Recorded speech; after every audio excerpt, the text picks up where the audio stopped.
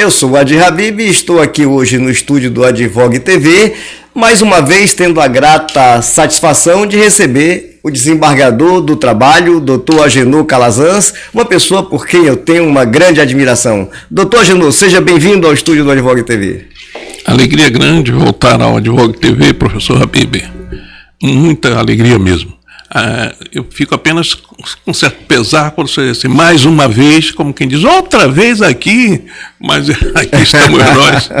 aqui estamos nós para conversar um pouquinho mais com o seu público, que eu percebo que a cada dia cresce, são milhares de visualizações, um público impressionante. Antes de começar o assunto, deixe eu lhe dar os parabéns ao vivo pelo lançamento do seu livro, Sedução e Morte no Judiciário, na história de Zeferino, não é isso?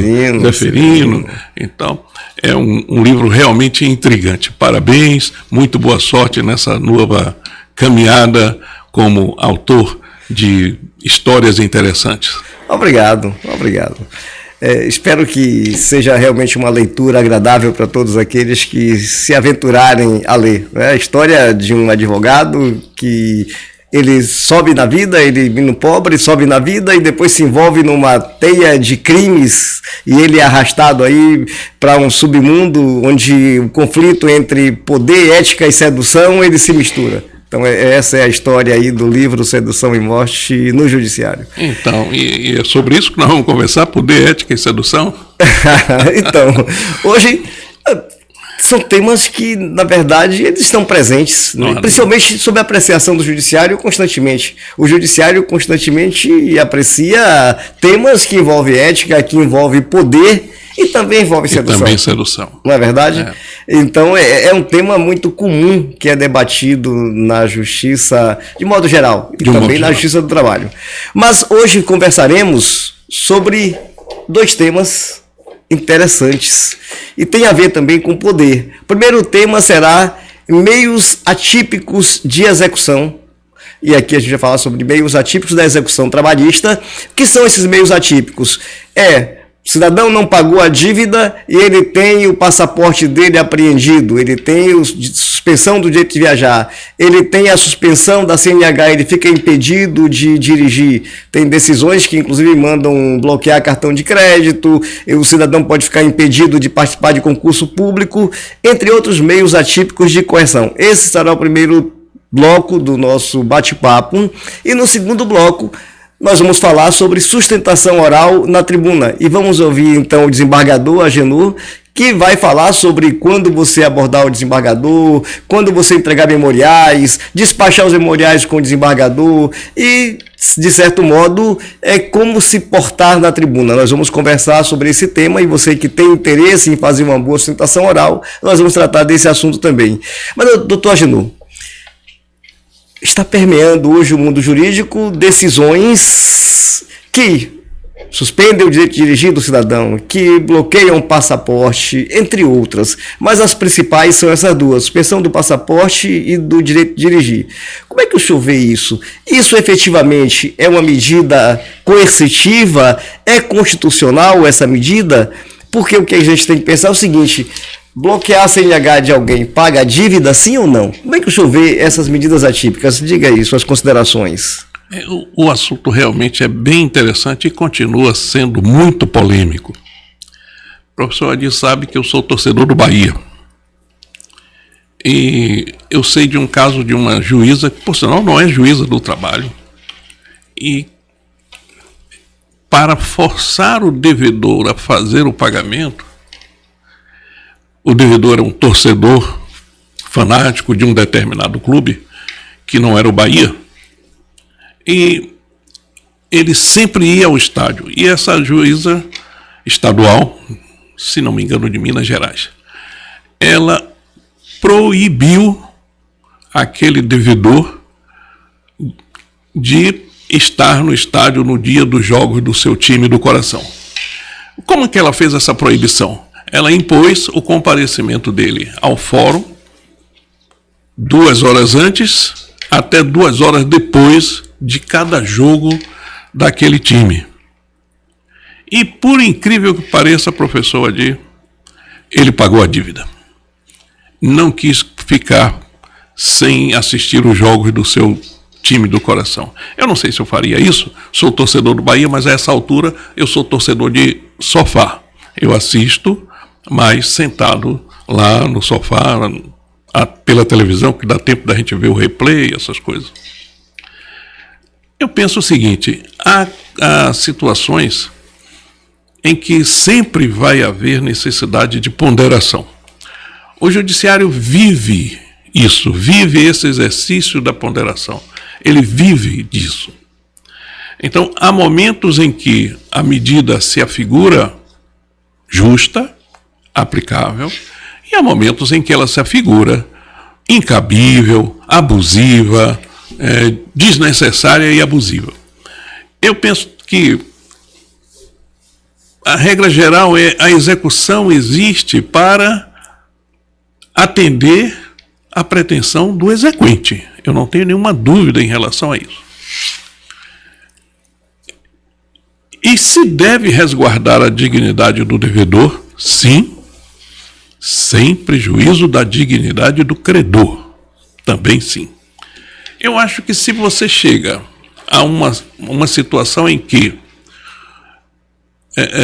o bloqueio da carteira de habilitação ou suspender alguém de assistir o jogo de futebol, suspender o passaporte de alguém, o uso, proibir a viagem internacional, na medida em que isso não tenha nenhuma utilidade, você pode estar apenas constrangendo o devedor. Acho que, embora a lei permita que o juiz tome essas medidas que são chamadas atípicas, mas a lei não permite que a justiça apenas constranja alguém sem utilidade. Em não havendo utilidade, não me parece que a medida deva ser adotada. O problema está exatamente aí. Quando é que eu vou saber que aquela medida é útil ou não? Imagine que alguém esteja a dever um certo valor em qualquer segmento da justiça, do trabalho, mas para bem caracterizar a coisa, vamos imaginar que seja uma prestação alimentar, de pensão alimentícia, que o crédito trabalhista também é alimentar. E apesar de estar devendo sempre devendo aquela obrigação, se bem que poderia ser preso, pensão alimentícia pode levar à prisão. Mas, apesar de estar devendo sempre, essa pessoa publica em suas redes sociais as viagens que faz a Miami, ao Caribe. Então, você vê o descompasso entre aquilo que ele vive no processo, devedor quanto mais, e a ostentação que ele vive em sociedade, que mostra em sociedade. Eu acho que numa situação como essa, sim, a medida atípica é absolutamente cabível. Se você não está podendo pagar a prestação, o débito que você tem com alguém, você não pode estar em passeios de lazer. É preciso que você cumpra a sua obrigação e depois tem todo o direito de se divertir, de passear para onde quiser ir. Essa ponderação é que sempre acontece. Mas, por exemplo, professor Adir, no caso que eu comecei a falar da magistrada que encontrou um modo de obter o pagamento apenas proibindo a pessoa de ir ao estádio de futebol, eu nunca imaginaria. Uma coisa não tem absolutamente nada a ver com a outra, não é? Ir ao estádio de futebol implica que você precisa ter dinheiro para pagar uma dívida, digamos, de 10 mil, de 20 mil, de 30 mil. Talvez não, né? Mas a juíza encontrou essa solução e funcionou e deu certo, né? Mas, de todo modo, eu sempre defendo que, no interesse do credor, se pode, sim, aplicar a medida atípica, mas o credor tem também o dever de indiciar, de justificar a medida que ele está pretendendo que seja tomada. Deixa eu fazer a seguinte ponderação, tá? E aí, evidentemente, eu vou agora me valer um pouco das palavras de Norberto Bobbio em sua teoria do ordenamento jurídico, quando ele diz que a legislação de uma nação, ela tem que ser vista dentro de um conjunto de leis que vão constituir o ordenamento jurídico daquela nação. Eu observo o seguinte, para mim, a lei ela deve ser cumprida na sua totalidade. Claro que se permite interpretação da lei, mas uma coisa é você interpretar, outra coisa é você passar por cima da lei. Quando você permite que magistrados passem por cima da lei, inclusive da própria Constituição, você cria um grande risco para a segurança jurídica, e não só para a segurança jurídica, mas para toda a sociedade. Eu vejo isso como uma situação de grave risco para a sociedade de modo geral, e um tema muito preocupante. E por que é preocupante? Observe o seguinte, o Código de Processo Civil, porque essa medida coercitiva, onde é que veio a previsão? A previsão básica está lá no artigo 139, inciso 4 do Código de Processo Civil, que diz que o juiz, para fazer cumprir as suas decisões, ele pode usar de medidas indutivas, coercitivas, mandamentais e subrogatórias. Então, quando o juiz apreende o passaporte de alguém, suspende o direito de dirigir, ele está se valendo exatamente dessa faculdade que foi otorgada pelo inciso 4º do artigo 139, tá? Que mais fala que ele pode usar de medidas coercitivas, não menciona quais medidas coercitivas seriam exercidas. Não diz quais medidas coercitivas. Por exemplo, aplicar multa para o devedor que não paga é uma medida coercitiva, porque o devedor ele tem a obrigação de apresentar bens para o seu credor, bens que possam ser passíveis de penhora. E se ele não faz, o próprio CPC já prevê que ele poderá ser apenado com multa, porque ele não cumpriu o dever de apresentar bens, de garantir a execução, tendo bens, é claro, né? Se ele oculta bens e oculta patrimônio, você tem medidas coercitivas que já está prevista na lei. Quando você traz a punição para suspender CNH e tirar do cidadão o direito de entrar no seu país e sair livremente como previsto na Constituição, você está violando a Constituição, você está ferindo a dignidade da pessoa humana. E mais, observe o seguinte, o Brasil é signatário do Pacto de São José da Costa Rica, que se constitui numa Declaração Universal de Direitos Humanos. E lá no Pacto de São José da Costa Rica existe previsão que todo cidadão tem o direito de entrar e sair do seu país a hora que bem lhe aprouver. O fato de alguém viajar, por exemplo, para outro país, não significa que ele tenha condição econômica. Ele pode ter um filho que mora em outro país e mande uma passagem de presente para que o pai vá visitá-lo, a mãe vá visitá-lo. Pode ser um parente que o presenteou com uma passagem para que ele vá visitar um outro ente querido, ou de repente ele está até atravessando uma fase difícil, está depressivo, e a família se junta, se cotiza para proporcionar para aquela pessoa uma viagem. Não significa que ele tenha poder econômico, isso não demonstra. Outra coisa que me preocupa é que porque a responsabilidade por dívida ela é patrimonial. Nós já tivemos a época, e uma época tosca, uma época muito ruim, em que vigorava a lei de talião, dente por dente, olho por olho, onde o cidadão que devia, inclusive, ele era escravizado, ele virava escravo do seu credor. O seu credor tinha direito sobre ele, né, inclusive sobre a vida daquela pessoa. Se evoluiu para que se transformasse essa responsabilidade em uma responsabilidade patrimonial e não pessoal.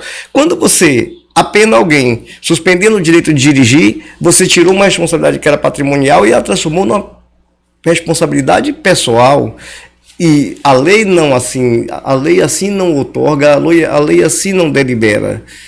Então, o que eu vejo? Eu vejo um grande risco. E aí, tem uma outra coisa para que a gente comente. O que é uma CNH? Uma CNH é uma certificação de que uma pessoa fez um curso de formação e que ela está habilitada a dirigir veículo automotor.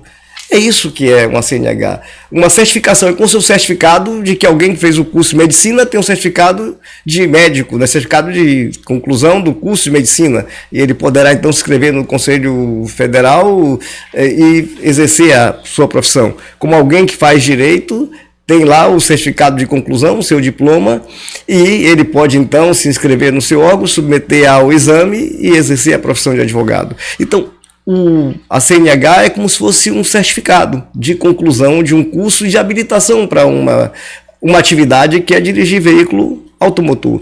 O fato dele dever lhe tira essa capacidade de dirigir? Não, não retira. Outra coisa, suspender a CNH, pagar a dívida, também não. Você transformou uma responsabilidade que era patrimonial e trouxe para uma responsabilidade pessoal. Eu vejo isso como um grave risco para toda a sociedade. Sabe por quê?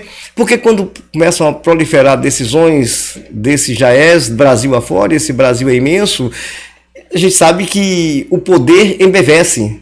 Existem egos. De repente alguém pode até inovar, dizer assim, ó, também não vai poder andar de bicicleta. O cidadão pode ter uma bicicleta que ele ganhou de presente, ele usa para se exercitar, e coisa assim, também não pode andar de bicicleta. Como tem decisões que não pode fazer concurso público porque está devendo. Ora, o concurso público até seria algo que resolveria a vida dessa pessoa. Tem outro aspecto que a gente precisa cogitar, é o seguinte: você tem dois tipos de dívidas. Você tem aquela dívida que você deliberadamente contrai, e você tem aquela dívida que lhe é imposta, que você não desejou aquela dívida. Exemplo, ninguém sai de casa com a intenção deliberada de se envolver num acidente de trânsito. Ninguém faz isso. Mas o cidadão pode se envolver num acidente de trânsito ruim. De repente ele se distraiu, ele cometeu um equívoco e ele se envolve no acidente de trânsito que ele não planejou. Essa condenação pode ser numa soma e de um valor que seja para ele impagável. Pode ser impagável para ele. Ora, e se ele tem uma condenação de grande monta que para ele é impagável, ele vai perder o direito de dirigir, porque se ele não pagar, vai se suspender o direito de dirigir, vai se impedir esse cidadão de sair do seu país e entrar livremente. Também na área trabalhista, pode acontecer do cidadão ter uma dívida que ele não desejou contrair. Por exemplo, a depender da sentença e do montante e do que aconteça no processo, porque no processo do trabalho o juiz decide por ouvir dizer. Ele não participou dos fatos, ele não presenciou, mas como é que ele valora para julgar a prova que é produzida nos autos? E uma prova importantíssima que existe no processo do trabalho é a prova testemunhal. Principalmente quando se fala de dano moral, é a prova testemunhal que vai atestar se houve ou não o dano moral. E a gente sabe que pode acontecer, e acontece aqui e ali, de pessoas que comparecem a juízo, às vezes para expor fato não verdadeiro ou deturpar o fato de como ele aconteceu. E, evidentemente, o magistrado ele vai decidir com aquilo que aparece, que emerge dos autos. Então, o que eu quero dizer é que, a depender da circunstância também, mesmo o empregador, ele pode ter contra ele uma dívida que ele não desejou contrair. Tá? O empregado pode provar hora extra, talvez além daquela que ele efetivamente trabalhava, e essa dívida pode se tornar, inclusive, impagável para um pequeno empregador. Então, a gente tem que ver que esse nosso Brasil é um Brasil plural. Quem mais emprega é o microempregador. Quem mais dá emprego nesse país é o microempregador. É o cara que é pobre também. É o cara que está ali no dia a dia. É o cara que é dono de uma pastelaria na esquina. É o cara que é dono do botequim na esquina. É o cara que é dono de uma pequena mercearia. Esse cara também emprega, sabe? E a depender da circunstância, a dívida pode ser impagável. E aí eu pergunto, esse cidadão vai perder o direito de dirigir? Ele perdeu a capacidade de dirigir? Não. Ele vai ser apenado pessoalmente por uma dívida que era patrimonial. Por isso que eu disse, a gente tem que ter cuidado, porque quando diz, mas se demonstrar e se ostentar, mas na rede social, as pessoas tentam às vezes aparentar aquilo que elas não são. É aquele desejo de se mostrar, como diz, agora eu lembrando da minha terra, de se amostrar. Mas é aquele desejo, né? Às vezes de mostrar até uma condição que não é a dele, mas ele quer aparentar. Então, rede social por si só não demonstra a capacidade econômica de ninguém, porque dependendo do contexto, as pessoas só postam fotos em situação boa, excelente. Ninguém posta foto na rede social de penúria, de sofrimento, de tristeza, não. Só se posta foto dos bons momentos. Esse é um fato. Então, o que eu digo é isso, eu tenho uma preocupação muito grande com a segurança jurídica. E tem mais. Aí a gente volta, só para contextualizar, depois vou lhe dar a palavra logo na sequência, mas só para finalizar, o próprio Código de Processo Civil, no artigo 1º, ele diz que o Código será interpretado de acordo com os preceitos da Constituição da República. Está no artigo 1º. Então, sim, a interpretação do Código tem que se amoldar aos preceitos e garantias previstos na nossa Constituição da República Federativa do Brasil. Também o artigo 8º do mesmo CPC diz que o juiz, ao aplicar a lei, deve se ater ao bem comum, né, aos fins sociais da lei, ao bem comum e à dignidade da pessoa humana, que está previsto também na Constituição, a dignidade da pessoa humana. Só para realmente agora finalizar, quando o Luiz Fux julgou e disse que era constitucional o inciso 4º do artigo 109, ele disse o seguinte, que ele poderia ser aplicado em casos específicos. Aí ele cita, imaginemos alguém que é quanto mais em se envolver em acidente de trânsito. Ora, não seria então lógico e justo apreender a CNH desse cidadão, que ele é quanto mais em se envolver em acidente de trânsito? Aí ele fala do passaporte, ele disse, alguém que aplicou um golpe no país como imperador do Bitcoin, aí ele cita um exemplo, quando ele está falando sobre justificando o voto dele, ele falando, eu assisti o julgamento todo, aí ele diz, alguém que aplicou um golpe no país e sabe que ele está prestes a se evadir, a fugir, não é justo que se impeça a saída dele? Então observe que ele traz circunstâncias específicas que, de certo modo, até estão correlacionadas com a prática de crime. Uhum. Mas, com base nisso, aí a imprensa noticiou, não, o Supremo Tribunal Federal disse que é constitucional o inciso 4º do artigo 39, em situações específicas. É isso que a gente precisa ponderar. Essa eram as ponderações que eu queria fazer aqui. Eu aproveito a lição, a exposição, e eu vou tentar assimilar essas colocações e vamos conversar a respeito. Vamos começar pelo ministro Fux, né? Vamos começar pelo ministro Fux, que ele mencionou essas medidas e citou algumas situações. As situações mencionadas pelo ministro não me parece que se enquadrem nas hipóteses previstas no CPC, no Código de Processo. Por que não me parece? Porque se alguém é vezeiro em aplicar golpes na internet, em bitcoins e tal, e eu imponho uma medida que lhe impeça de fazer isso, isso é uma medida de cautela. Está previsto também na lei, mas é cautelar, é uma ação cautelar. Não é indutiva, não é coercitiva, não é mandamental e não é subrogatória. É uma outra situação. Eu vou fazer o possível para que aquela pessoa não reincida. E ele mencionou umas outras situações em que eu também acho que não se enquadram naquelas hipóteses do CPC. Mas, vamos adiante. As hipóteses do CPC não são soltas. O sistema legislativo eu costumo chamar de novelo, porque, na verdade, quando a gente fala de direito, a gente puxa uma pontinha e não acaba nunca, porque um ponto vai chamando o outro. Mas o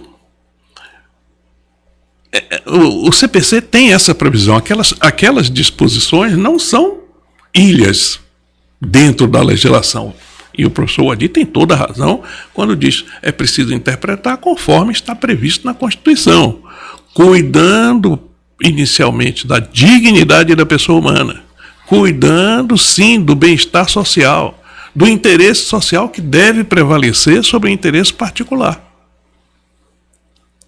Só que a dignidade da pessoa humana não é somente do devedor, é também a do credor. E nós precisamos estabelecer aquele exercício da ponderação, que eu costumo dizer assim, é aí que a justiça mora. Sempre no exercício da ponderação. Aqui pode, aqui não pode, aqui nesse caso pode, aqui nesse caso não pode. E a gente precisa estar sempre fazendo esse exercício. Porque não é a dignidade do devedor, é a dignidade da pessoa. Por exemplo, há situações, você tem visto com muita frequência, com certeza, no fórum, há situações em que os executados se rebelam contra a liberação do crédito, porque o processo ainda não acabou. O processo está demorando 10 anos, talvez 15, não é? Mas já se disse que o direito existe e se está discutindo o valor, e se discute isso ou se discute aquilo, e por alguma razão o credor diz, eu não aguento mais, quero receber meu dinheiro, quero receber o dinheiro que a justiça disse que eu tenho direito. E a justiça manda liberar. E o devedor diz, não pode, o processo ainda não acabou.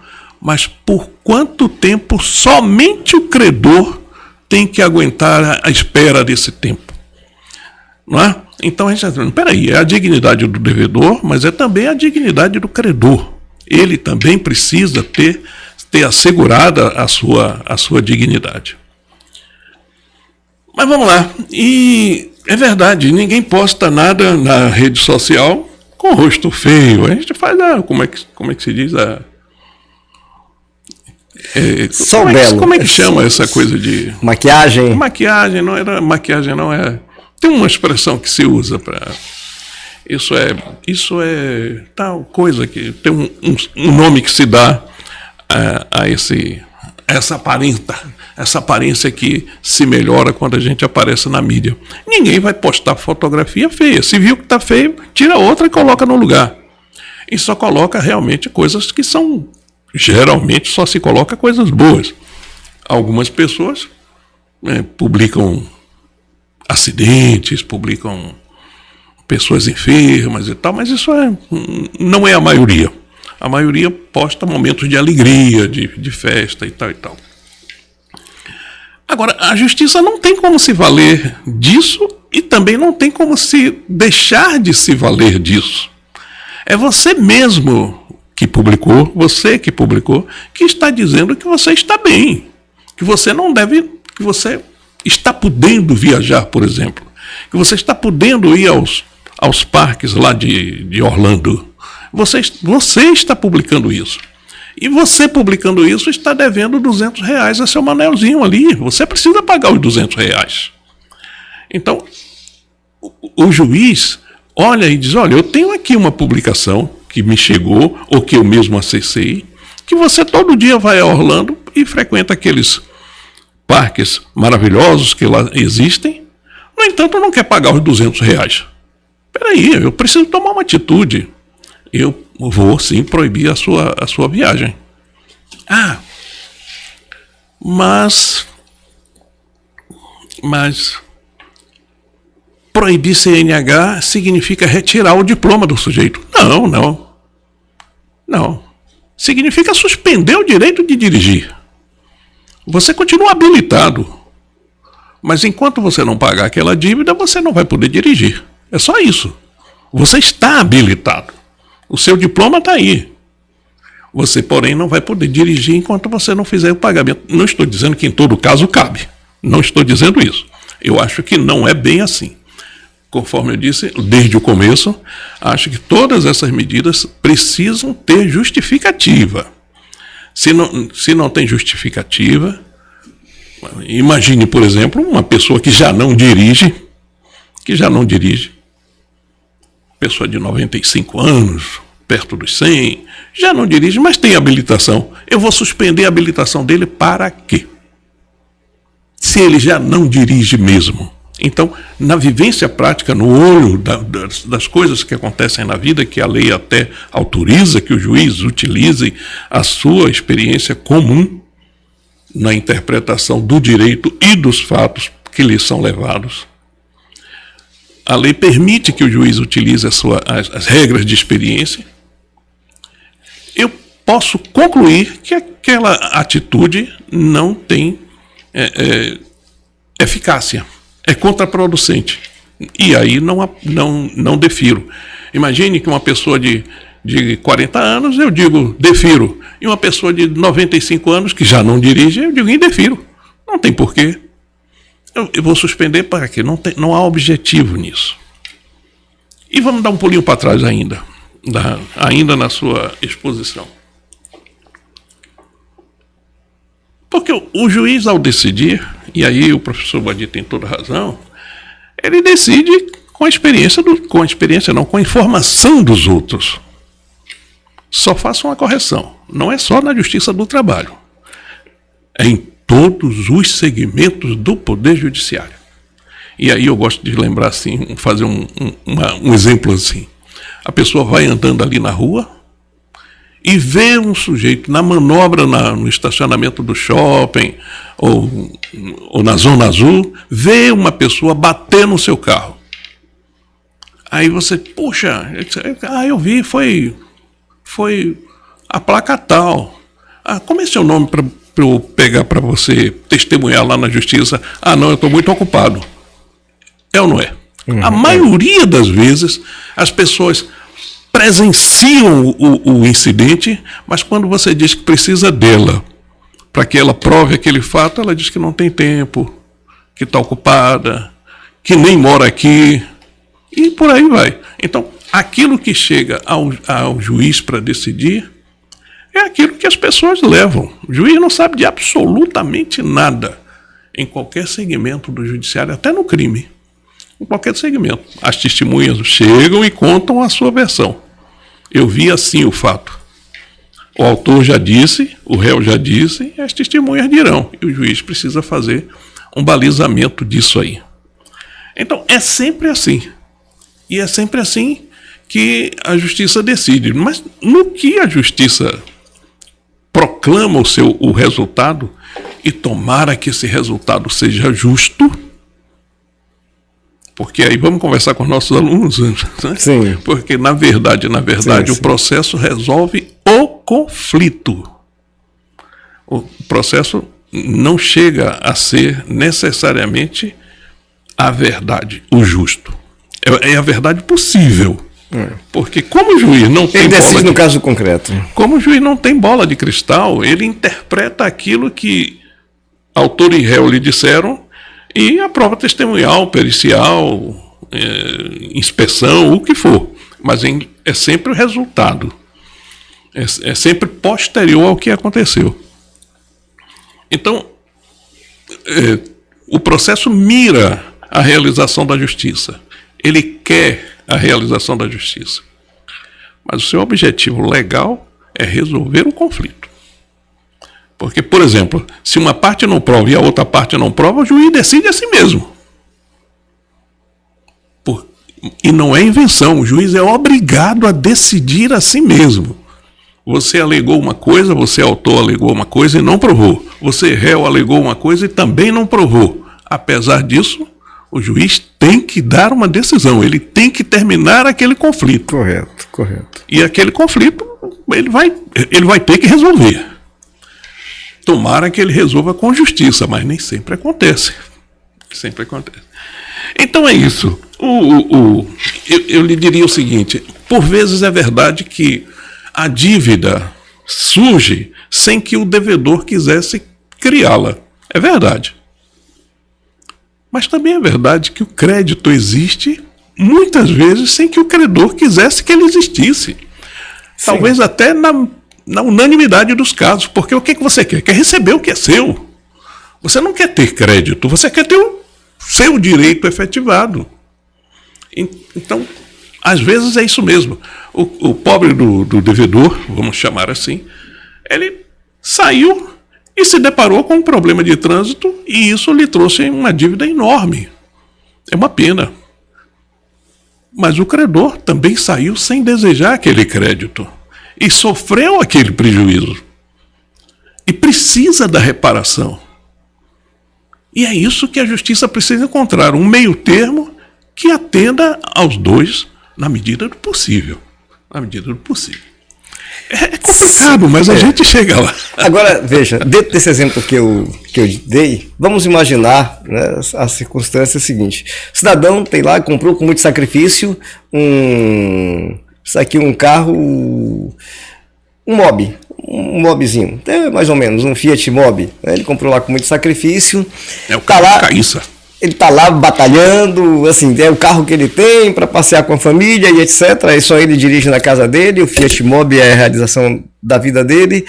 Ele se distrai no trânsito e pô no fundo de um Porsche. Pô, certo? Ora, a dívida vai ser medonha. O cara comprou por sacrifício, ele não tem seguro. O cara compra um Mobi, ele não tem dinheiro para pagar o seguro, ele não fez seguro. E ele bateu no fundo de um Porsche. Você imagina a dívida que esse cidadão vai ter. Vai ser uma dívida impagável para ele. Vai ser uma dívida impagável. Mesmo que ele venda o Mobi, de repente ele não vai conseguir pagar. Se estragou muito o Porsche, mesmo que ele venda o Mobizinho dele, ele não vai conseguir pagar. E às vezes o Mobi com uma porrada já perdeu o valor. O Mobi já se leiu. Ora, é justo que essa pessoa tenha apreendida a sua CNH, o que eu digo é o seguinte, sabe o que acontece? É que a gente fica fazendo puxadinho da lei. Todo puxadinho que você faz da lei é muito perigoso. E a gente está fazendo puxadinho. Observe a criatividade. Quando você faz puxadinho, o que você dá?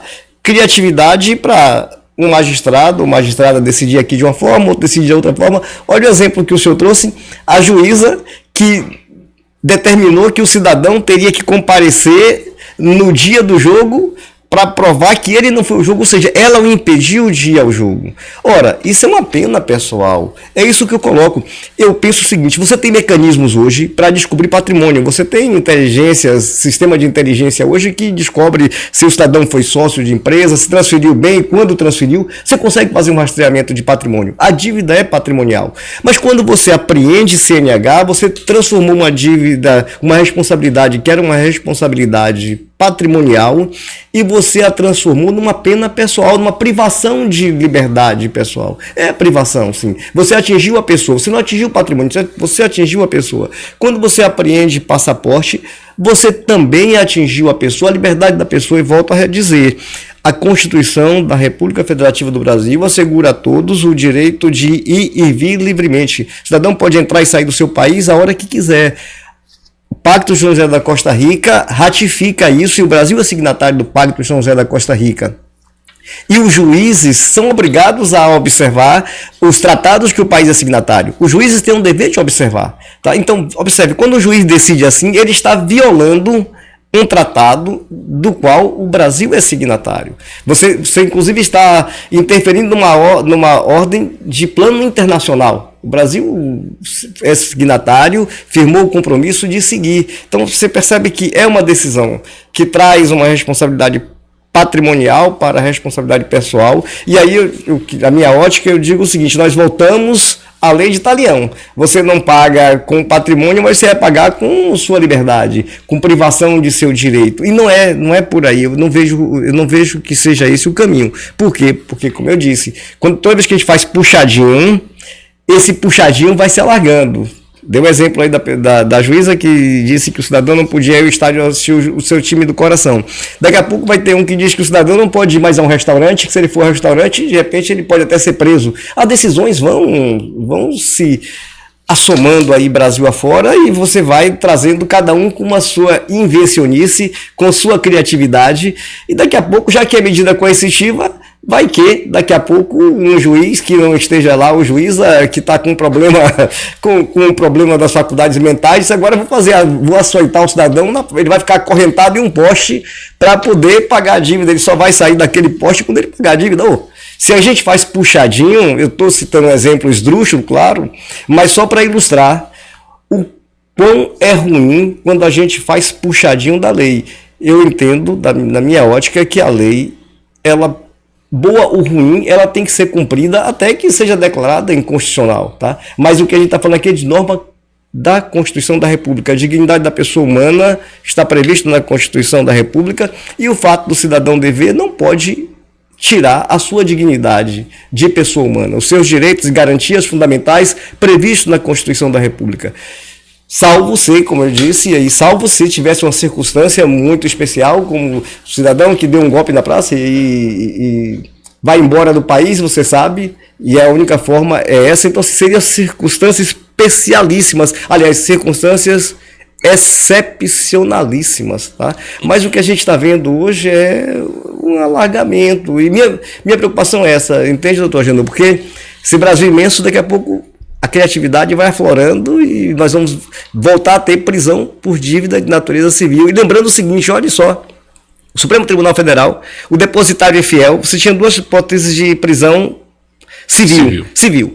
Era alimento e o depositário infiel. O Supremo Tribunal Federal disse que o depositário infiel não pode ser preso, porque a dívida é de natureza civil patrimonial, tá? A única possibilidade de prisão hoje é por dívida alimentícia. É a única possibilidade de prisão. E assim mesmo, de relação a, você tem ali os últimos meses de atraso de pensão alimentícia, você tem uma delimitação. Aí você imagina uma decisão que priva o cidadão de dirigir para o resto da vida, ou que tira dele o direito de viajar e sair do país para visitar um filho que mora em outro país, pro resto da vida. Essa é a minha preocupação. Assim, puxadinho da lei é perigoso. Eu compreendo, professor, ainda mais na sua posição que é de professor, que, né, nunca deixa de ser, né? Quem frequentou docência não consegue largar a cátedra de jeito nenhum, não é? Eu compreendo a sua preocupação em relação a isso. Eu só digo o seguinte, que na verdade, se você fizer a pergunta ao juiz se ele está fazendo o puxadinho, ele vai dizer que não. A inventiva humana é infinita. Sempre há alguma coisa a ser criada. Embora se diga que também não existe nada de, vamos dizer assim, inédito, porque tudo que alguém pense, alguém já pensou, não é? Mas seja como for, a verdade é que essas medidas precisam ser sempre ponderadas, mas não podem ser descartadas. Eu vou voltar ao caso da colega que deu um jeito de proibir o torcedor de comparecer ao estádio. Vamos imaginar que sejam credor e devedor, ambos fanáticos por futebol. Ambos fanáticos. Ambos pelo mesmo clube. Torcedores de um determinado time.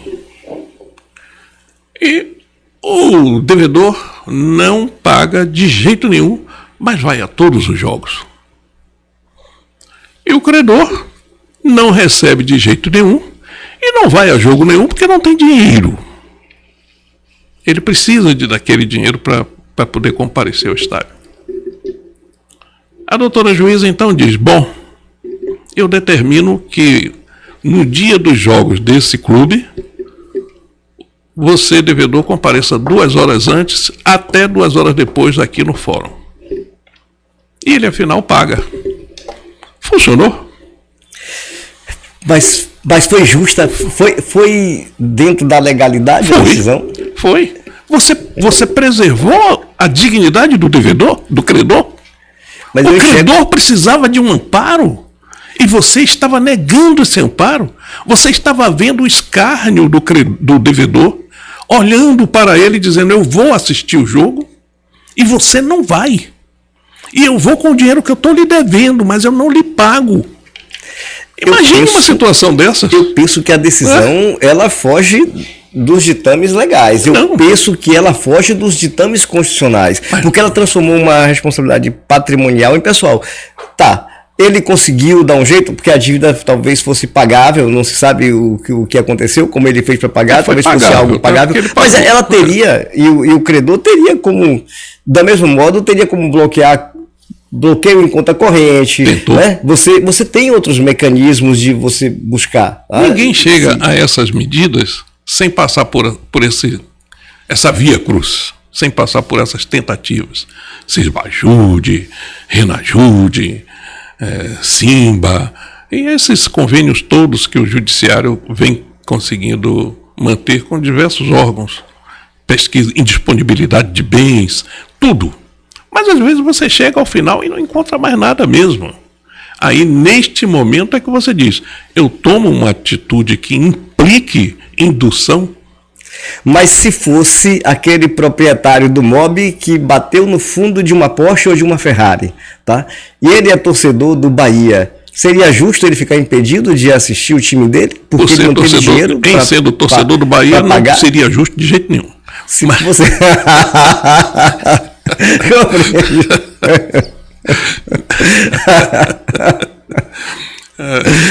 Mas só brincadeiras à parte, como eu disse, a lei, a legalidade, ela tem que ser defendida em qualquer circunstância. Tipo, doa ou não, mas a legalidade ela tem que ser defendida. Nós temos preceitos constitucionais que têm que ser obedecidos. Volto a repetir, a minha preocupação é porque vai se inventando cada vez mais, daqui a pouco vai ter decisão que vai expor o cidadão ao ridículo. Pode acontecer uma decisão que expõe o cidadão até mesmo a uma situação vexatória, ao ridículo. E isso vai atentar contra a dignidade humana, porque quanto mais você alarga e quanto mais poder você dá a quem tem poder, quanto mais poder ele tem, eu disse, o poder ele seduz. O poder seduz. E o cidadão vai se sentindo cada vez mais no dia de dizer, não, agora eu vou inventar uma nova técnica. Olha, eu sou o Batman. Eu inventei, fui lá e deu certo. Agora a próxima, vou ser mais cruel ainda. Você percebe qual é a preocupação? Mas essa discussão sobre medidas atípicas está bem viva e acalorada, sobretudo depois de 2015. Porém, antes já havia sim essa discussão, quando houve aquela alteração em relação às obrigações de fazer no Código de Processo Civil, se não me engano, foi 90. Não vou conseguir lembrar agora, 90 e pouco, na década de 90, em que se permitia ao juiz tomar determinações, medidas que implicassem coerção. E já naquela época se dizia e se sustentava que, na verdade, até prisão podia ser determinada. Porque o que a Constituição proíbe é prisão por dívida. Repare comigo, professor, e espero que o senhor concorde comigo. Induzir, indutiva, coercitiva, mandamentais, subrogatória. Não tem patrimônio aí, não. Tudo é comportamento. Tudo é comportamento. Eu estou induzindo você a fazer tal coisa. Eu estou levando a coerção. Você vai ser coagido, não. Você vai ser encaminhado para o cumprimento disso. É uma medida de coerção. É uma medida, eu estou mandando que você faça, mandamentais. E eu estou me subrogando. Eu, judiciário, já que você não faz, eu faço. Por exemplo, você não dá baixa na sua carteira de trabalho, eu mesmo dou. Ok. E o judiciário se subroga naquela obrigação. Tudo isso aí é comportamental. Não é patrimônio. A lei não fala no patrimônio nessas medidas. Fala em comportamento. Olha, ou você paga, ou você vai responder por tal coisa.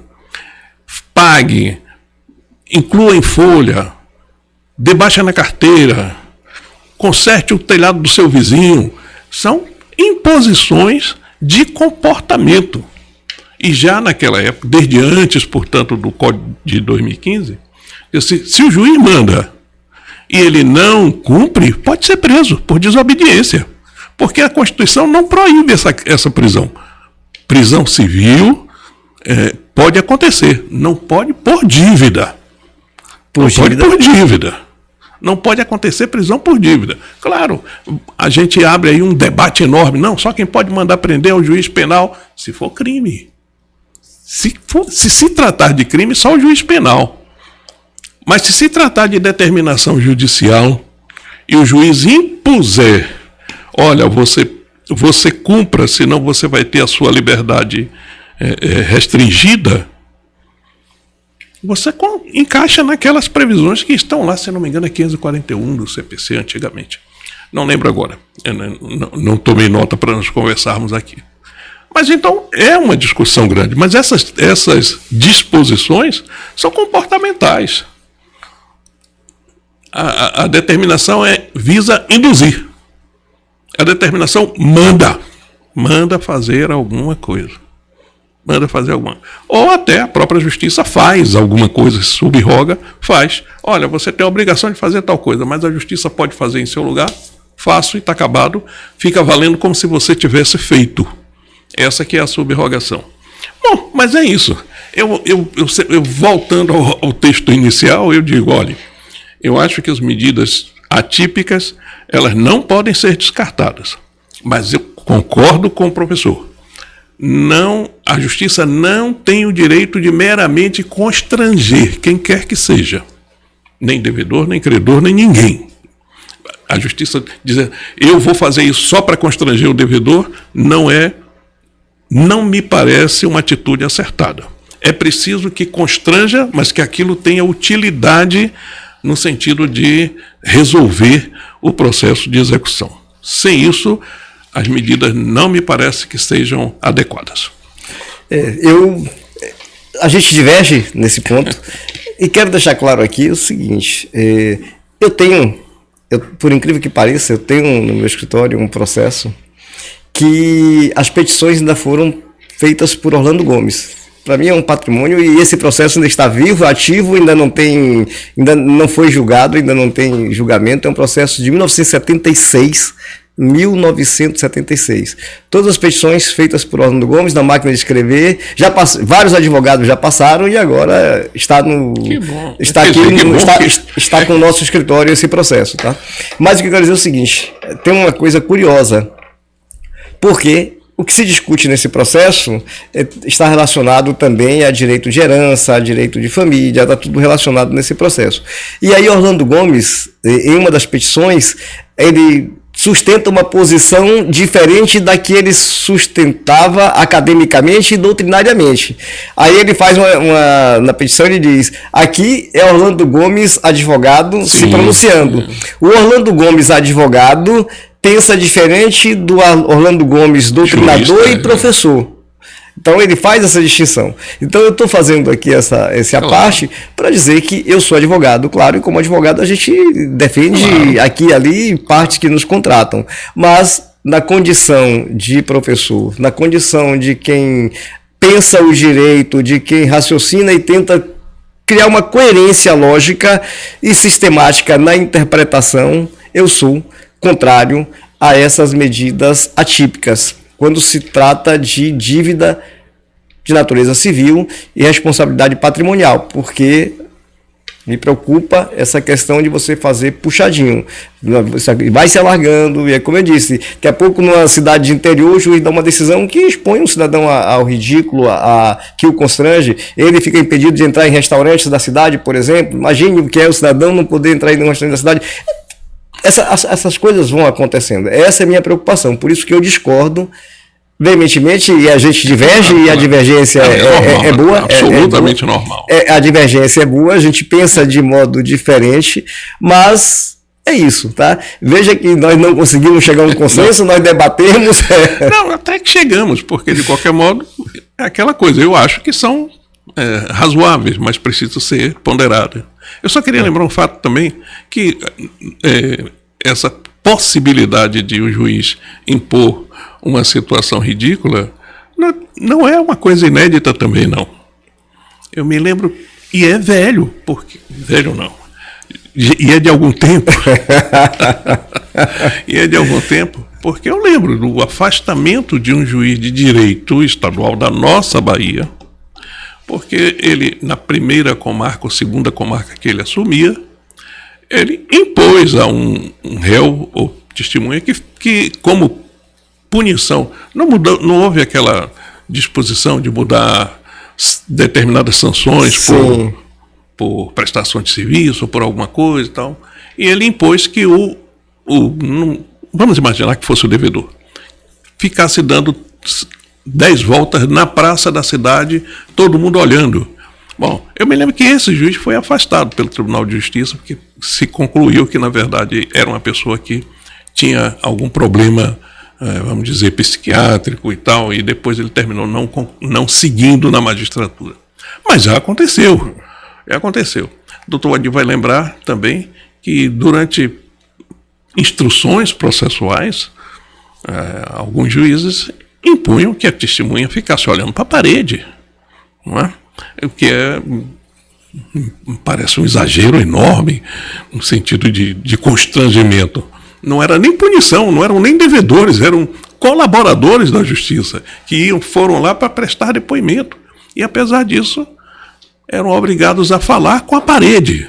Não podia olhar para o juiz, não podia olhar para o advogado, tinha que ficar olhando para a parede. Absurdo. Mas aconteceu já isso. Não é? Mas é isso, por isso que eu disse, puxadinho é problema. Na minha terra, em Itabuna, teve um juiz, eu particularmente até o achava como uma pessoa fantástica, uma pessoa fabulosa, uma pessoa maravilhosa, mas ele era juiz, e ele era juiz da vara crime, e às sextas-feiras, ele fazia atendimento ao povo, sexta-feira. Então funcionava assim, por incrível que pareça, mas isso é verdade. Eu, na época, era estagiário, estava começando a advogar, e ainda acompanhei isso. Ele atendia todas as pessoas, aí a moça apareceu. Maria apareceu lá e disse que o pai do menino era João e João se negava a registrar. Aí ele dizia: leve essa carta para João, na próxima sexta-feira ele vai comparecer aqui. E traga a criança. E ele tinha uma relação muito boa com a polícia lá da cidade, tá? Os policiais já ficavam ali ao redor dele. E aí, se o cidadão não comparecesse, ele mandava a polícia buscar. Né? O cidadão tinha que comparecer. Se não comparecesse, a polícia ia buscar onde tivesse, catava o cidadão e levava para lá. Aí ele olhava para a criança, olhava para o cidadão, olhava para a criança, olhava para o cidadão. Você é o pai. Você é o pai. É a cara. Você vai descer agora e vai registrar. E se o cidadão se recusasse a registrar, saía dali para a delegacia, saía preso. A mesma coisa, a pessoa dizia que alugou a casa para Beltrano e Beltrano estava na casa e não pagava. Ele mandava chamar. O senhor está devendo por quê? O senhor tem tanto tempo para pagar. Se não pagar, o senhor vai ter que desocupar a casa. Se não desocupar, a polícia vai lá. Então veja que ele fazia a justiça dele, tá? Estou falando de coisa de bastante tempo atrás. Então, mas acontecia. Mas é isso que eu disse. Quando você faz tábula rasa da lei, você abre margem para episódios dessa natureza. Compreende a minha preocupação? E isso, para mim, é um prejuízo muito grande para a sociedade como um todo. Porque hoje quem se beneficiou daquela decisão, amanhã pode ser o pobre que abarroou uma Ferrari no fundo. Você compreendeu? Ele pode ser o cara que bateu no fundo de uma Ferrari amanhã. Tá? Então você tem que pensar isso. O cara que se beneficiou hoje, amanhã isso pode se voltar contra ele. Por isso que eu digo, o mais importante numa sociedade é a segurança jurídica. É você ter leis que sejam respeitadas, leis que sejam válidas. Eu tive um cliente, ele era construtor, ele não era brasileiro, ele construía no Brasil e no país dele. E ele dizia o seguinte: me preocupa o Brasil, porque no Brasil as leis não são respeitadas e nem os contratos. No meu país eu faço um contrato, o contrato é respeitado, porque para não ser respeitado só se provar que quando ele assinou aquele contrato ele não estava pleno das faculdades mentais, ele não era uma pessoa civilmente capaz. Se ele fosse uma pessoa civilmente capaz, o contrato é válido, porque ele assinou com plena consciência. Aí disse, no Brasil não, no Brasil a gente faz um contrato, daqui a pouco o cidadão vai para a justiça e o contrato não vale. Então o Brasil é muito inseguro, isso é o que ele dizia. Então perceba que, na verdade, quando eu coloco essa questão da minha preocupação com a sociedade como um todo, é exatamente isso, para a gente evitar que essas excrescências, na verdade, proliferem, que aconteçam, compreende? É mais ou menos por aí. Combinado. Mas chegando ao final aqui desse nosso bate-papo, e como eu disse, a gente no próximo episódio, vamos dividir isso aqui em 2 blocos. No próximo bloco nós vamos falar sobre sustentação oral na tribuna, e o desembargador Agenor Calazans vai dar aqui dicas valiosas para quem pretende fazer uma sustentação oral. Vamos conversar sobre isso agora na condição de professores, vamos falar com os nossos alunos, né? Vamos conversar. Sim. Agora professor Agenor Calazans, né? Então, se você quiser e tem interesse, assista o próximo episódio, que vai ser nessa sequência, mas é um outro bloco, e nos acompanhe. Obrigado pela sua audiência e... Então, até daqui a pouco. Tomara que a audiência permaneça e que nós possamos continuar conversando. Então, até o próximo episódio.